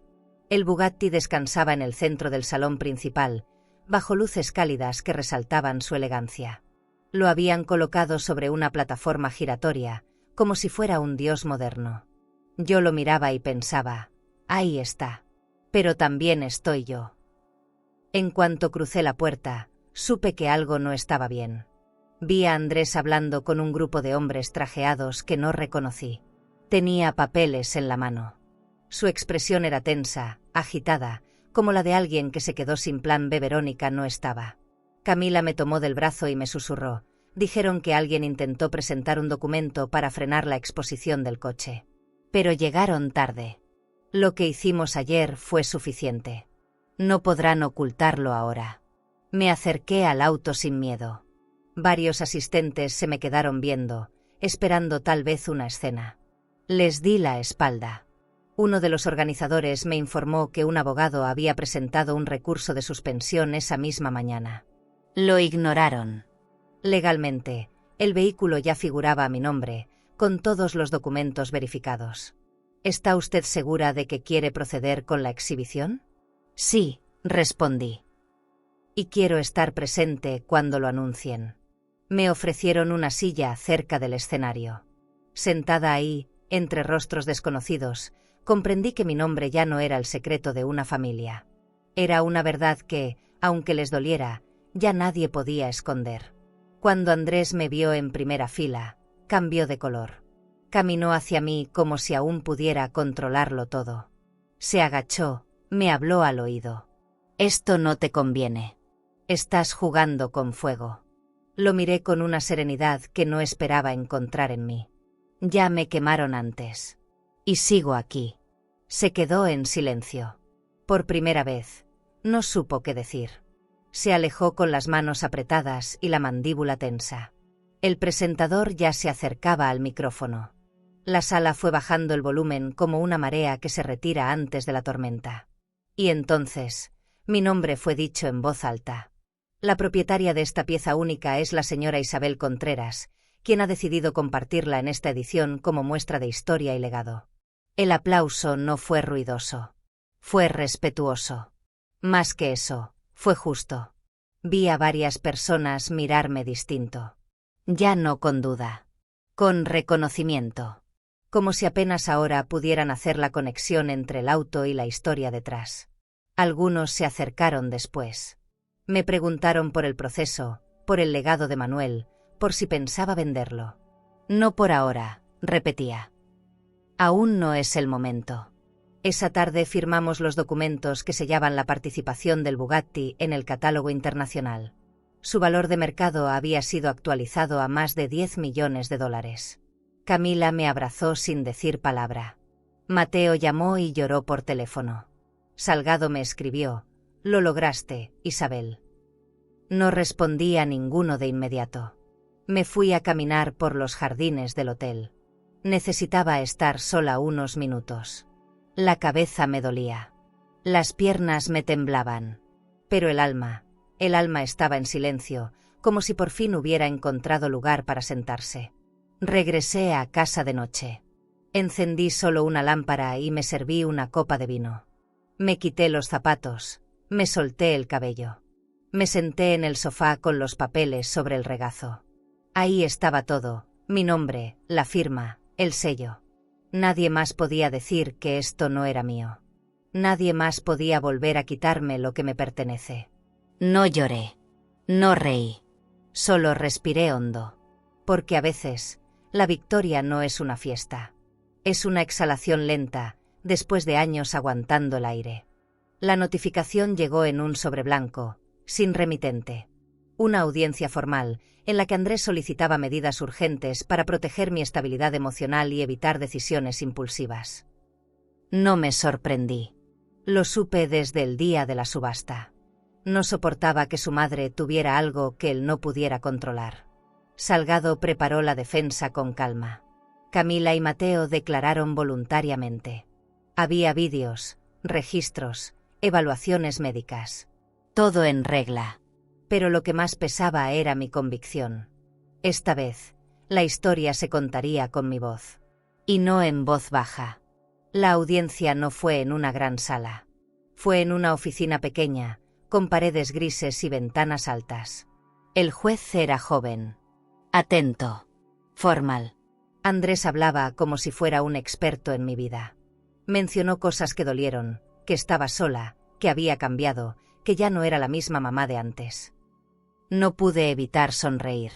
Porque tenía razón. Ya no era la misma. Me quedé en silencio mientras él hablaba. No por miedo, sino porque aprendí que a veces, el que más grita es el que menos razón tiene. Y él ya no me intimidaba. Cuando me pidieron hablar, respiré hondo. No preparé discurso. Solo conté lo que viví. Que había sido esposa, madre, maestra. Que por años me llamaron fuerte solo cuando aguantaba en silencio. Que ahora tenía algo que me pertenecía. No por capricho. Por justicia. No lloré. Hablé firme. Como quien está harta de que otros decidan por ella. La sala estaba en silencio. Ni Andrés ni su abogado supieron qué decir después. No era una historia de dinero. Era una historia de voz. Y esa voz, por fin, era mía. El juez no dictó sentencia ese día. Pero al salir, supe que ya no me importaba el veredicto. Yo ya había ganado algo que no tenía precio, el derecho a sostenerme con dignidad. Verónica no asistió. Mandó una carta que no fue leída. Tal vez ya sabía que había perdido. O tal vez, nunca le importó tanto como aparentaba. El camino de regreso fue tranquilo. Salgado me dejó en casa y me abrazó en silencio. Yo no necesitaba más palabras. Ese día no terminó con un festejo. Terminó con paz, que es mucho más rara. Y mucho más valiosa. Esa noche me acosté temprano. No revisé el celular. No abrí el correo. No esperé ningún mensaje. Porque ya no necesitaba la validación de nadie. Me bastaba con saber que lo hice bien. Que me defendí sin perder la compostura. Que hablé sin rogar. Manuel habría estado orgulloso. Y eso, en el fondo, también era parte de todo esto. Él vio mi dolor cuando nadie más lo quiso ver. Y me dejó un legado no en forma de joyas, sino de respeto. De silencio bien usado. De herencia emocional. Y eso, ya no me lo puede quitar nadie. En la mañana siguiente, me preparé un desayuno sencillo. Pan con mantequilla y café caliente. Me senté en el comedor y saqué mi libreta. Escribí una sola línea. Hoy me reconozco. La leí en voz alta. No lloré. Solo sonreí. Porque ese reconocimiento no venía de un juez, ni de mis hijos, ni de la sociedad. Venía de mí. Y a veces, ese es el único que realmente importa. Me puse un suéter, salí al jardín y regué las plantas sin pensar en nada más. El mundo seguía girando. Pero por fin, lo hacía sin pisotearme. La última hoja del expediente fue firmada esa misma semana. El Bugatti era mío, legalmente. Pero más allá del auto, lo que recuperé fue algo que nadie entendía. Ni mis hijos. Ni los abogados. Ni siquiera algunos amigos. Recuperé mi derecho a no pedir permiso. A tener algo que no debía explicar ni justificar. Eso no se mide en millones. Se mide en años de espera. Y en lágrimas guardadas. Esa fue mi verdadera herencia. No un coche. No una propiedad. Sino la certeza de que todavía tengo algo que decir. Y que mi silencio, cuando es elegido, también habla. ¿Y tú? ¿Alguna vez sentiste que te querían hacer pasar por loca, solo porque te atreviste a poner límites? Llegué al tribunal sin maquillaje. No por desinterés, sino porque no quería esconderme detrás de nada. Ni de colores, ni de sonrisas forzadas. Llevaba una blusa beige, el cabello recogido y una carpeta en las manos. Afuera, los fotógrafos se peleaban por captar a alguien importante. No sabían que la historia real estaba por comenzar adentro. Salgado me acompañó con el paso firme de quien ya ha ganado otras guerras. Entramos sin hablar. Las paredes eran frías, los asientos duros. Pero el aire pesaba más que cualquier estructura. Andrés estaba en la otra esquina, con su abogado nuevo, más joven, más agresivo. Verónica llegó tarde, con lentes oscuros y un gesto ensayado de preocupación. Se sentó sin saludarme. Yo no esperaba nada. Ni palabras. Ni explicaciones. La jueza leyó los cargos: intento de suplantación de identidad, falsificación de documentos y abuso de confianza. No me alegré al oírlos. No estaba ahí por venganza. Estaba ahí porque ya no podía permitir que me usaran como excusa. Cuando me pidieron testificar, me levanté sin prisa. No temblaba. No porque no doliera, sino porque ya no me iba a romper. Conté la historia con la misma voz que usaba en mis clases. Clara. Directa. Sin adornos. Hablé de Manuel, del garaje, del auto, de la carta. Mostré documentos. Fechas. Nombres. Los ojos de la jueza no se movieron. Escuchaba con respeto. Cuando terminé, me senté. No miré a nadie más. Andrés intentó interrumpirme 2 veces, pero su abogado lo detuvo. Verónica bajó la cabeza. Supongo que no imaginó verse tan expuesta. Esa fue la primera vez que sentí lástima. No por lo que perdían, sino por lo que se habían convertido para lograrlo.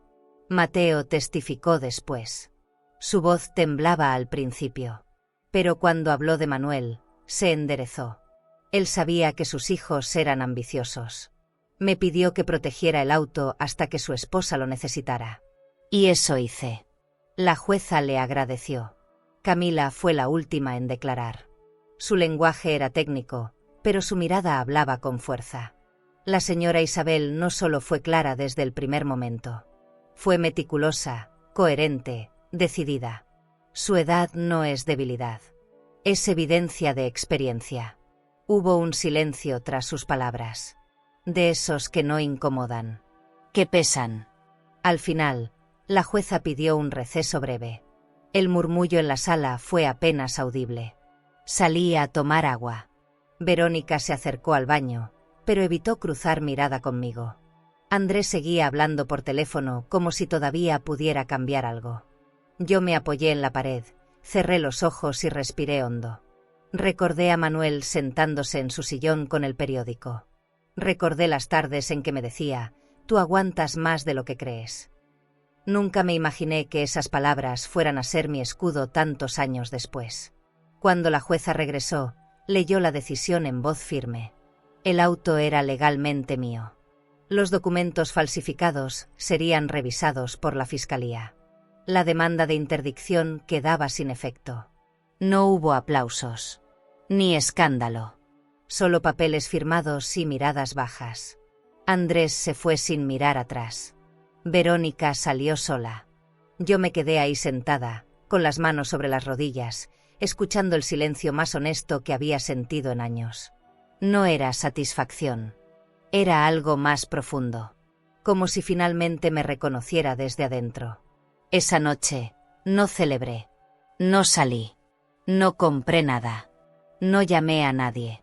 Me acosté temprano, sin televisor, sin música, sin mensajes. El mundo afuera podía seguir su ruido. Yo ya no lo necesitaba para validarme. Gané algo que mis hijos nunca pudieron ofrecerme, la certeza de que no estoy loca. Ni débil. Ni sola. Solo estaba callada. Pero eso ya no volverá a pasar. Vendí el auto una semana después de la audiencia. No lo pensé demasiado. Ya había cumplido su propósito. Fue más que un objeto valioso. Fue una llave que me sacó de una vida donde siempre ocupé la última fila. El comprador era un coleccionista suizo, discreto, puntual, con traje a medida y modales suaves. Pagó sin regatear. $10 millones. En una transferencia limpia. Me despedí del Bugatti con una mano en el cofre, como quien agradece un secreto guardado por décadas. No lloré. Me subí al coche de Camila y no miré atrás. La casa nueva me esperaba en San Miguel de Allende. Una joya colonial restaurada con detalles de cantera rosa, vitrales antiguos y una terraza con vista al valle. No era ostentosa. Era cálida. Con paredes gruesas, libros viejos y un jardín lleno de bugambilias. La recorrí sola el primer día, tocando las paredes como si pudiera entender su historia con los dedos. Ahí no había voces que me juzgaran, ni fotos torcidas de hijos ingratos. Solo silencio bueno. Del que no duele. Del que deja respirar. Compré muebles que yo elegí. Sin preguntar si combinaban, sin buscar aprobación. Un sofá color mostaza. Una lámpara turquesa de vidrio soplado. Una mesa de madera que cruje al sentarse. Cada objeto era una declaración. No necesitaba llenar la casa con cosas caras. Ya había aprendido que el verdadero lujo no es el precio. Es la paz. Y esa, por primera vez, se sentía mía. Me levantaba con calma. Leía al sol. Caminaba descalza. Me hablaba en voz baja. No para darme órdenes, sino para escucharme. Abrí una cuenta bancaria nueva. A mi nombre. Con mi firma. Sin CEO titulares. Y eso, aunque parezca trivial, fue el acto más revolucionario que hice en toda mi vida. Puse límites. A mi edad. Con la espalda recta. Sin disculpas. El banco me ofreció asesoría. Dije que sí. También preguntaron si deseaba incluir a mis hijos. Dije que no. Y no me tembló la voz. Porque aprendí que hay decisiones que no son castigos. Son preservación. Y si no me cuido yo, nadie más lo hará. Fundé el Fondo de Becas Manuel Contreras en memoria de mi esposo. Para jóvenes mecánicos, soñadores, restauradores sin recursos. No fue caridad. Fue continuidad. Algo que me hacía sentir útil sin necesidad de mendigar afecto. Mateo me ayudó con la logística. Camila donó contactos. El primer beneficiario fue un muchacho tímido, con manos sucias y ojos limpios. Me abrazó con fuerza. No dijo mucho, pero en su mirada había gratitud verdadera. De esas que sanan sin pedir nada a cambio. Los periódicos locales escribieron notas cortas. Viuda misteriosa dona fondo millonario. Me reí al leerlo. No soy misteriosa. Solo viví años ignorada. Y ahora que hablo, les sorprende. Me detengo a pensarlo a veces. Todo lo que cambió por una llave, una carta y una decisión. Pero en el fondo sé que no fue el coche. Fue la mujer que despertó dentro de mí cuando todos creyeron que ya no quedaba nada. La mujer que ya no pide permiso. Que ya no baja la mirada. Verónica intentó llamarme una vez. No contesté. Andrés me envió un correo frío. Espero que estés bien. No respondí. No por orgullo, sino porque aprendí a proteger mi paz. Y porque no necesito cerrar ciclos con quienes siguen rompiéndolos por dentro. No les deseo mal, pero no los quiero cerca. Y eso, también es amor propio. No siempre hay reconciliación. A veces, lo justo es simplemente tomar caminos diferentes y no mirar atrás. Esa noche en mi nueva casa, abrí un vino tinto, prendí una vela y leí un libro que Manuel amaba. Dentro, Encontré una hoja doblada. Otra carta. Siempre supe que tú verías más allá del polvo. Porque el verdadero lujo es ser libre. Me llevé la carta al pecho. No lloré. Cerré los ojos y lo sentí cerca. Por fin entendí que su amor no se fue con él. Estaba en cada decisión que me llevó hasta aquí. Y ese fue su regalo más grande. Doblé la carta con cuidado y la coloqué dentro de un portarretratos de madera clara. No tenía fotos recientes que valiera la pena enmarcar, pero esa hoja era más que una imagen. La puse sobre la repisa del estudio, junto a los libros de Manuel. Ahí donde la luz de la tarde cae directa y cálida. Cada vez que paso, la leo sin leerla. Ya me la sé de memoria. Pero verla me recuerda algo que a veces olvido. Todo esto fue por amor. No al auto, no al dinero, sino a la libertad. A ese tipo de amor que no te encadena, sino que te empuja a volar cuando ya nadie cree que puedes. Dediqué las semanas siguientes a organizar el primer evento del fondo de becas. Lo hicimos en un taller modesto de Irapuato, donde Mateo conocía al dueño. Invité a pocas personas. Las necesarias. Nada de políticos ni empresarios. Solo jóvenes con manos ansiosas por aprender. Llegaron con overoles manchados, herramientas prestadas y ojos encendidos. Les hablé desde lo más sencillo. No les prometí riquezas. Les hablé de orgullo. De lo que se siente restaurar algo con tus propias manos. De lo que cuesta y lo que vale una dignidad bien ganada. Al final del evento, una joven se acercó. Tendría 17.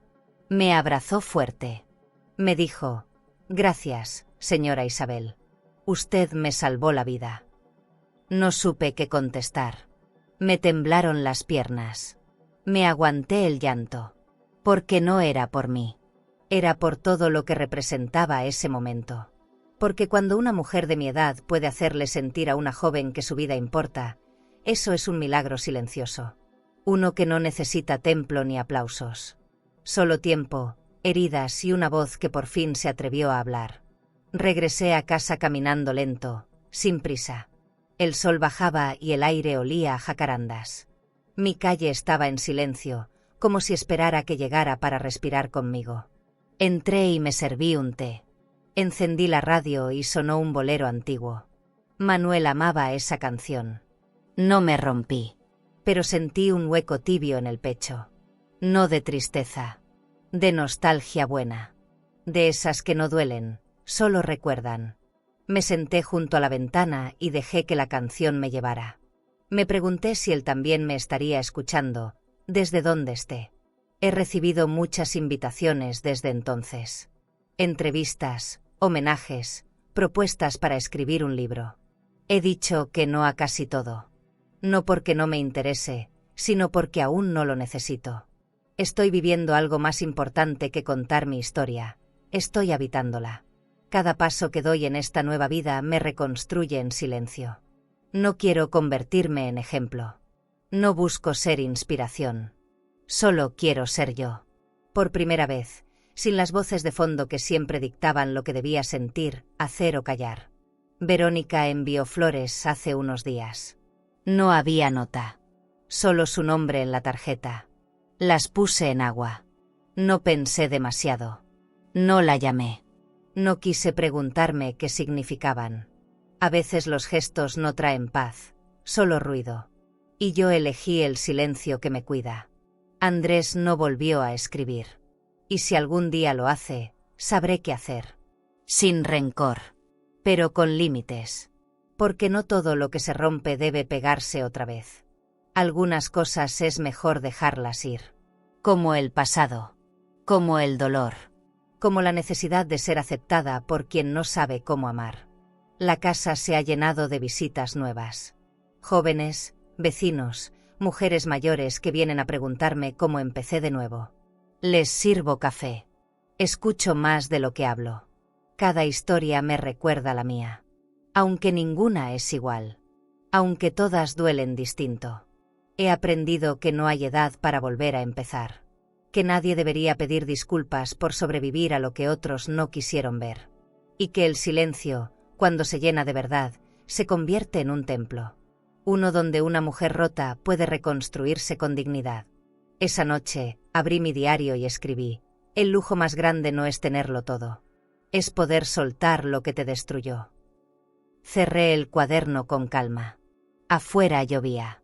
La tierra olía a nuevo. Y dentro de mí, también. Sentí que ya no necesitaba demostrar nada. Ni a mis hijos. Ni al mundo. Ni a mí. Porque la mujer que había surgido de todo este dolor ya no se escondía. Ya no pedía perdón por existir. Ahora, solo vivía. Con la frente alta. Con el corazón lleno. Y con el alma, finalmente, en paz. Desde que todo se resolvió, mi nombre empezó a sonar en lugares que antes me ignoraban. En los pasillos del banco, en los periódicos locales, incluso en reuniones pequeñas donde me presentaban con admiración. Ella es la señora Isabel Contreras, la del Bugatti. Al principio, sonreía por educación. Luego, por ironía. Hoy, simplemente escucho. Porque entendí que no soy la del coche, ni la viuda con suerte. Soy una mujer que decidió no callarse más. Que hizo de su dignidad un escudo. Que no aceptó ser decorado en la historia de nadie. En la nueva casa, empecé a organizar mis libros. Muchos eran de Manuel. Otros, míos. Algunos estaban subrayados con frases que dolían distinto ahora. Había uno de Benedetti con una línea marcada que decía: uno siempre vuelve a los viejos sitios donde amó la vida. Cerré el libro despacio. No sabía si había vuelto a donde amé la vida, o si recién ahora estaba empezando a vivirla. En todo caso, la sensación era nueva. Tranquila. Como si mi nombre ya no necesitara explicaciones, ni validaciones. Como si bastara con pronunciarlo en voz baja y sentirlo lleno. Una mañana, mientras barría la terraza, sonó el timbre. Era la vecina nueva, una mujer de mi edad, con ojos alegres y manos de jardinera. Traía una planta envuelta en periódico. Para que la acompañe en su nuevo comienzo, me dijo. La invité a pasar. Tomamos café. Hablamos de nietos, de dolores de espalda, de recetas con canela. Y aunque fue una charla sencilla, me hizo bien. Porque entendí que los lazos no siempre se heredan. A veces se siembran, se riegan y se eligen. Y eso también era parte de la libertad que había ganado. Volví a cocinar sin apuro. Recetas que hacía años no preparaba. Pan de elote, calabacitas con queso, café de olla con piloncillo. La cocina se llenó de olores que me abrazaban. Puse música vieja. Canté bajito. Recordé fiestas pasadas, risas que ya no están. Y no sentí tristeza. Sentí pertenencia. Porque esa casa ya tenía historia. La mía. No necesitaba llenar sus paredes con fotos de quienes no me buscan. Ahora colgaba cuadros con palabras que me sanaban. Frases que me recordaban que vivir no es sobrevivir. Es habitarse. Mateo pasó a visitarme un jueves por la tarde. Traía un portafolio con recortes de revistas donde hablaban del fondo, del coche, de mí. Me preguntó si quería enmarcar alguno. Le dije que no. Que prefería enmarcar recuerdos reales, no titulares. Se rió. Usted siempre fue distinta, doña Isabel. No sé cómo no lo vi antes. Le contesté que a veces, una también tarda en verse. Me dejó con una última frase: Manuel estaría orgulloso. Cerré la puerta con el corazón apretado, pero agradecido. Porque por fin, alguien lo decía sin pena. En la noche, me senté a escribir una carta que nunca enviaré. Era para Verónica. Le conté que aún con todo, había momentos en los que la extraño. No por lo que hizo, sino por lo que fue. Mi hija. La que cantaba en la cocina. La que se dormía en mi regazo. La que dejó de verme cuando me volví espejo. No terminé la carta. La guardé en el cajón del buró. No sé si algún día la leerá. Pero necesitaba escribirla. Porque el perdón, a veces, no es para el otro. Es para que una pueda dormir tranquila. He dejado de preguntarme si hice bien en alejarme. Lo hice. Y lo volvería a hacer. Porque si no pones un alto, terminas siendo sombra en tu propia vida. Ahora, cuando firmo algo, veo mi nombre con nuevos ojos. Isabel Contreras. Un nombre que fue madre, esposa, maestra, y luego, mujer completa. No perfecta, pero sí honesta. No invencible, pero sí libre. Y eso, en este mundo donde tantas quieren pero pocas se atreven, ya es una revolución. El sol entra cada mañana por la ventana del comedor, baña la mesa de madera y enciende las flores frescas que compro los sábados. No hay prisa. No hay ruido. Solo este silencio nuevo que aprendí a habitar. En el jardín, las bugambilias trepan con descaro por las paredes, y un beijaflor visita la misma flor roja cada día. Lo espero en silencio, como se esperan las cosas buenas cuando una ya no tiene miedo. Mi taza de café humea entre las manos. Me gusta pensar que este momento es mío. Solo mío. Sin interferencias. Sin condiciones. Hoy no espero visitas. Tampoco llamadas. Y eso no me entristece. Al contrario. Me alivia. Durante muchos años fui la que esperaba. A veces en la sala. A veces en el hospital. Otras, simplemente en el corazón. Esperaba que alguien me dijera que lo estaba haciendo bien. Que valía la pena. Que era suficiente. Pero descubrí que esa voz no viene de afuera. Viene de adentro. Y aunque haya tardado 70 años en oírla, ahora no se calla. Ahora me acompaña. Como el perfume suave de las lavandas en el aire. Riego las plantas con cuidado. No por rutina, sino por gratitud. Porque cada flor abierta es una prueba de que las cosas pueden volver a florecer, incluso después del abandono. Me agacho sin apuro. Observo las hojas nuevas. Me detengo a ver cómo el viento las mueve sin romperlas. Y pienso, tal vez así soy yo ahora. Flexible. Más fuerte por dentro. Más suave por fuera. Porque aprendí que la dureza no protege. Solo aísla. Y yo ya no quiero vivir encerrada en la armadura que me pusieron. Ahora elijo ser jardín. No muro. Dentro de casa, la carta de Manuel sigue en su marco. A veces la leo en voz alta. No por nostalgia, sino por amor. Amor real. De ese que no exige. Que no castiga. Que te conoce con los ojos cerrados. Él no me dejó cosas. Me dejó un acto de confianza. Un regalo que cambió mi destino. Me lo dio en silencio, sin promesas. Como se dan las cosas importantes. Ahora lo entiendo. No fue el auto. Fue la señal. El empujón. La semilla. Y yo decidí sembrarla. Cada rincón de esta casa tiene algo de mí. No de la que fui, sino de la que decidí ser. Hay cojines con frases que me inspiran. Cuadernos llenos de pensamientos nocturnos. Tazas sin par que me recuerdan que no todo tiene que combinar para tener sentido. Cuando camino descalza por los mosaicos fríos, siento que pertenezco. No porque alguien me lo dijo, sino porque lo construí. Porque esta vida, con sus grietas, es mía. Y esa es la mayor victoria que puedo nombrar. Hoy, el fondo de becas tiene ya 20 jóvenes estudiando. Uno de ellos me escribe cada semana. Me cuenta de motores, de exámenes, de sueños. Yo respondo con cariño. Con esperanza. Porque sé que sembrar en otros también me sostiene. Nunca imaginé que a mi edad pudiera ser raíz para alguien. Pero lo soy. Y lo seré mientras pueda. Porque la vida no se acaba cuando te retiran el amor de los tuyos. A veces, apenas comienza cuando tú te lo devuelves sola. Por la tarde, me siento en la terraza con un libro abierto en las rodillas. A veces leo. A veces no. Pero siempre me quedo ahí, viendo cómo la luz cambia de lugar. Escucho los pájaros. Respiro hondo. No tengo miedo del tiempo. Ni de la soledad. Porque aprendí a estar conmigo sin sentirme sola. Porque ahora sé que no necesito ruido para sentirme viva. Me basta con este jardín. Con este cuerpo que aún me sostiene.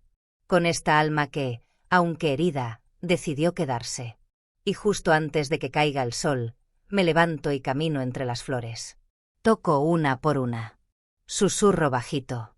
Pensaron que era basura, pero era el regalo más grande de mi vida. Sonrío. No porque todo esté perfecto, sino porque todo está en paz. Me siento en mi banco de piedra. Miro al cielo que se tiñe de naranja. Y en ese silencio, que antes me dolía, ahora florezco. Porque algunas segundas vidas no empiezan con aplausos. Empiezan con una mujer, un jardín, y la certeza de que su historia, por fin, le pertenece. ¿Y tú? ¿Alguna vez heredaste algo que parecía inútil, pero terminó devolviéndote a ti misma? Si alguna vez te hicieron sentir un estorbo, una carga, una pieza vieja en medio de un mundo que corre demasiado rápido, quiero que escuches esto con todo tu corazón. Tú no estás sola. Puede que tus propios hijos hayan olvidado quién eres. Puede que te hayan quitado lo que construiste con amor durante toda una vida. Pero escúchame bien, tu valor no se mide por lo que otros ven. Tú eres más que lo que quedó fuera del testamento. Eres la historia que ellos un día contarán con orgullo, si se atreven a recordar bien. Tú cuidaste, limpiaste lágrimas, preparaste cenas que nadie agradeció, y abriste la puerta a quemarropa tantas veces. Y aunque algunos te miren como si fueras un garaje lleno de polvo, dentro de ti sigue brillando algo único. Invaluable. Irreemplazable. El lujo más grande de esta vida no es un auto de colección ni una mansión en San Miguel. Es poder mirarte al espejo y saber que fuiste digna, aun cuando te llamaron chatarra. Es poder caminar libre, aun cuando todos esperaban verte rendida. Si hoy estás pasando por una etapa de soledad, de injusticia, o simplemente sientes que te arrancaron algo que era tuyo, no te rindas. Lo que te pertenece, te encontrará. Y cuando llegue, que te encuentre de pie, con la cabeza alta y el corazón intacto. Porque el mundo puede ser cruel, pero tú sigues siendo hogar. ¿Te impactó esta historia?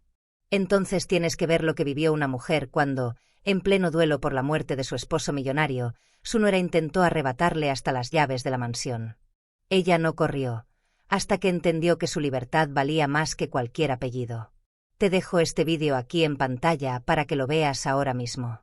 Haz clic y descubre cómo una viuda protegió su herencia, su dignidad y su nueva vida.